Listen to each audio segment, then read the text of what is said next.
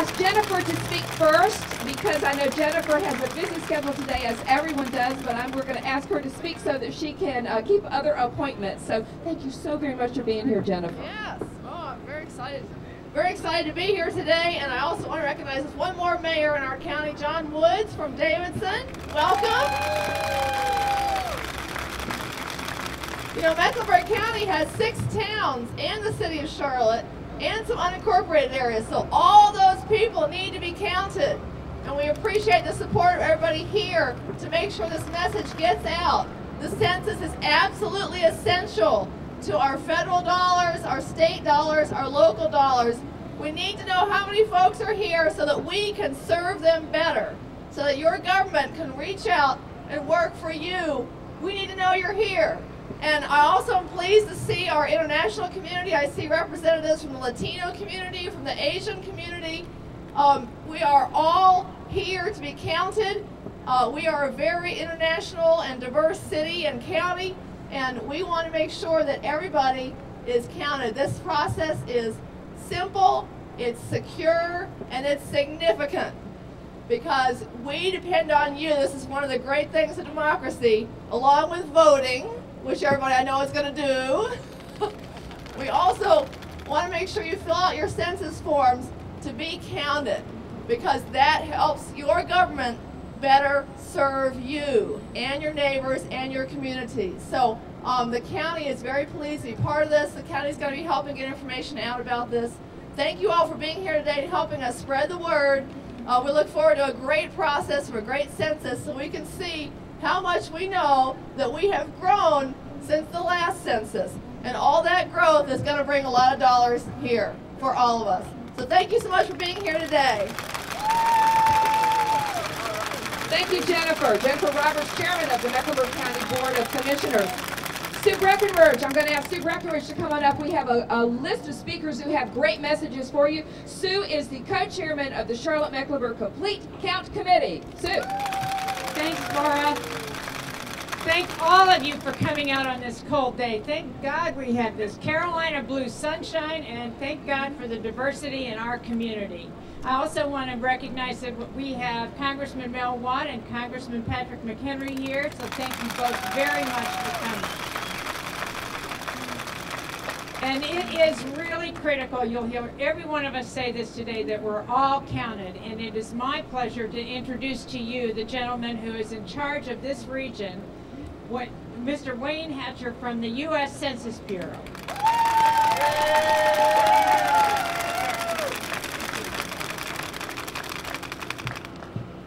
Well, thank you all for being here today. On behalf of the Census Bureau, we are so excited to launch this tour of America where we're painting a portrait of this country. And we're so delighted that we have with us community leaders, we have representatives from the business community, we have representatives, elected officials that are here, and we're about to start this tour of the country. We're in 2010, this is the census year. We're ready to conduct the 23rd census of this nation.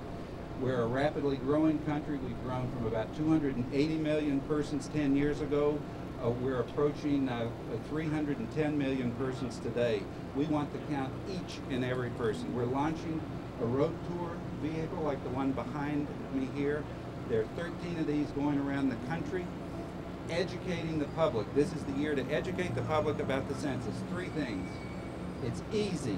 10 questions, takes 10 minutes, makes a difference for your community for 10 years. Number 2, it's vitally important for representation and revenue back to the community. And number 3, it's safe. The information is protected. You have our guarantee. We will keep that information protected and only release the statistical summaries of the data. So we want everyone to count. We're ready to drive this vehicle around this region and announce the census is here. Stand up and be counted. So with that, let's get this show on the road, and let's get our other speakers up here so we don't freeze to death. Thank you so much. Thank you, sir. Agreed. We have 2 of our U.S. representatives here to join us. We have Mel Watt from the 12th Congressional District, and we have Patrick McHenry from the 10th Congressional District. I'm going to ask Mel to come up first, and then Patrick to come up right behind him so we can keep things moving for you. Mel, thank you.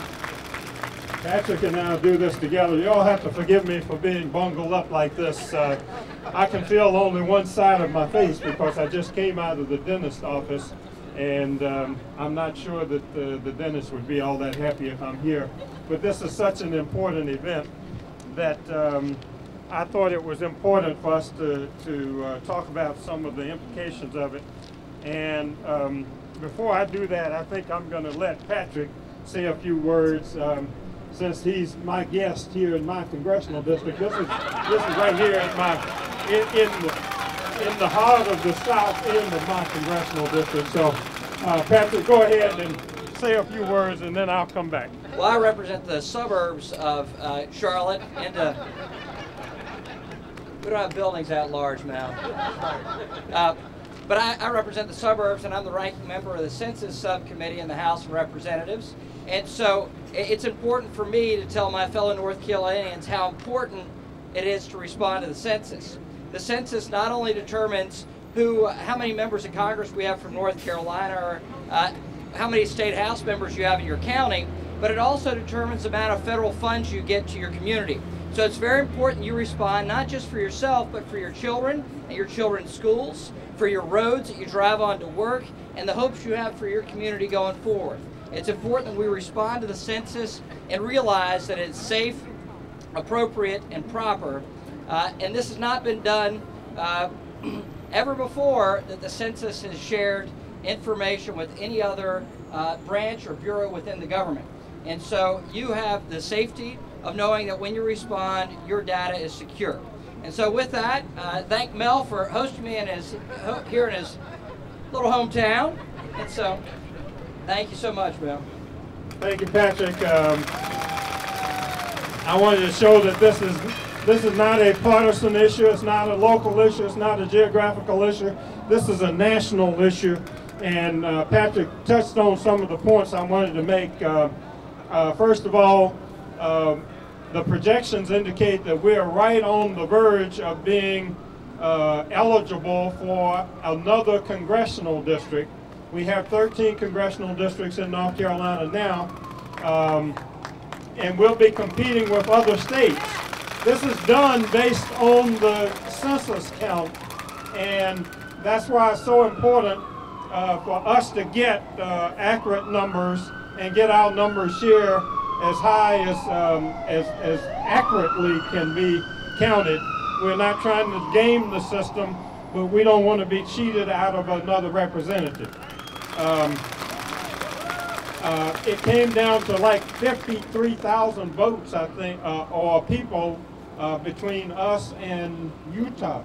53 or 53,000? 53 people, Patrick is correcting me. And it was based on that, on the last census, that we got our 13th congressional district. And that allows us, if we get a 14th district, to split the pie in 14 ways rather than 13 ways, and allows us to provide better and more personal representation to you. Additionally, most people don't realize it, but most federal funding and a lot of local and state funding is done based on the census. If we don't have accurate census numbers, we cheat ourselves out of the kind of funding for community development block grants, for social services grants, for health care dollars in the new health care reform bill, which we're going to have soon. It's very important. Road dollars, transportation dollars, all of those are very important to us. So please do your part. Help us get an accurate count. And I'm going to turn this back over now. Thank you for being here with me, Patrick, and showing how important this is. And thanks to the Census for being on the job.